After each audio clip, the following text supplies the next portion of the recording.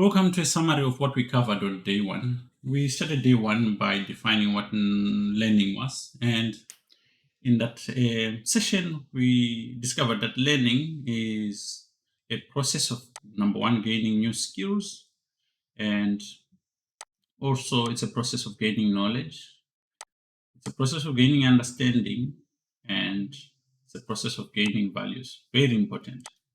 Obviously, there's new skills we expect students to learn, and there is knowledge which needs to be taught to the kids. And a combination of these two things brings about an understanding. And we went into the idea that as a coach, you're not just there to teach, you're also there to raise a better human being. So that's where values come in. We are looking at better sportsmen. We are looking at people with values, people who can do more in their community as they get stronger and more influential. So as a coach, uh, your work is not just limited to imparting knowledge.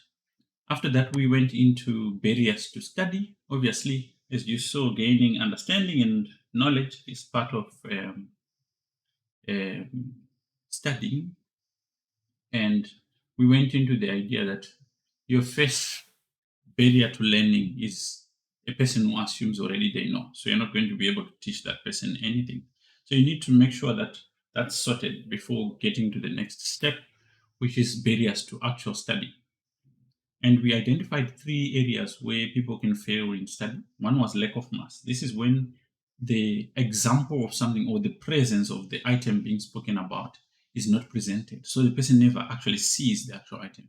In chess, you could be speaking about a position, but the kid has never or the student has never seen the position. So it's important to provide the mass every time you speak of a concept. And then we spoke about too steep a gradient of learning, and we delved into the idea that the absence of curriculums, especially in chess, leads to people being taught things in out of order, sometimes without necessary preparation. So suddenly, imagine you go to a maths class, and on day one you learn how to count, and you come on day two they are teaching quadratic equations. This would probably be very confusing for you because there's missing steps. And this also happens in chess, where there's too steep a gradient of learning. In that case, if you find such scenarios, you need to cut back to when the person last understood and build from there. And lastly, we went into this concept of misunderstood words and how, when a person hears a misunderstood word, their mind goes blank, and anything you say after that doesn't make sense to them. And taking into account that we work with kids who are mostly second language English students, it's important that every time we introduce a new word, we make sure it's defined and the kids or students understand.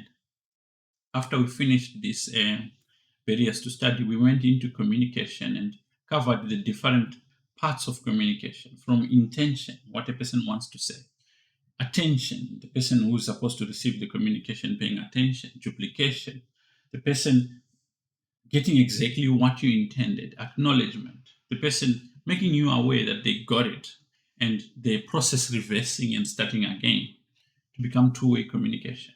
Because if communication is not taking place, there's no learning. That's just the simplicity of it. That's why we go into all this preparatory stuff. If you look at day one, there was nothing about chess. It's more about the soft skills required of you as a trainer to become a, a good coach. Then lastly, we went into the different triangles. We started with the ARC triangle: affinity, reality, and communication. This is the triangle which uh, builds relationships. As a coach, you need to be in good communication with your student.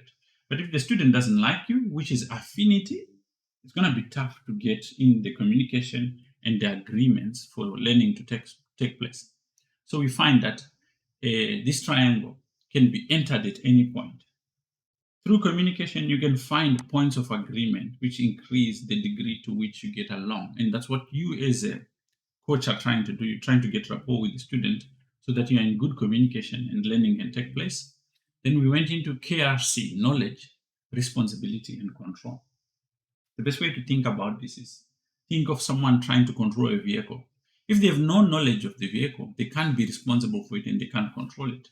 But if you teach them this is a steering wheel, this is a clutch, this is an accelerator, suddenly this person gains more confidence in being able to control this item. In other words, they're willing to take responsibility for it. And this is very important in chess because where you find kids being afraid of or not being responsible, areas where they can't do stuff, they are lacking in knowledge, and therefore their responsibility is lacking and their control of those positions is non existent. And then we went into be, do, have, and this is a very important concept where we covered why, as a coach, you need to identify yourself as a coach because that's what you're there to do. If you don't take that beingness, you can't do the coaching and you can't have the product of coaching, which is kids who know what they're doing in that particular subject. So, very, very important as a coach. On your own, you have to take the beingness that I'm the coach and make sure and insist that your students call you coach so that they know exactly what their position in a training session is. Then, lastly, we went into the triangle of coach, parents, and students. Each has got its own roles. As a coach, you're the coach. The parents are there for the emotional and whatever support is needed for the student, and the student is there as a student. And once these roles are clear, it becomes easy for all of you to work together. And in there, that's the summary of what we covered on day one. And I hope this is very worthwhile for you.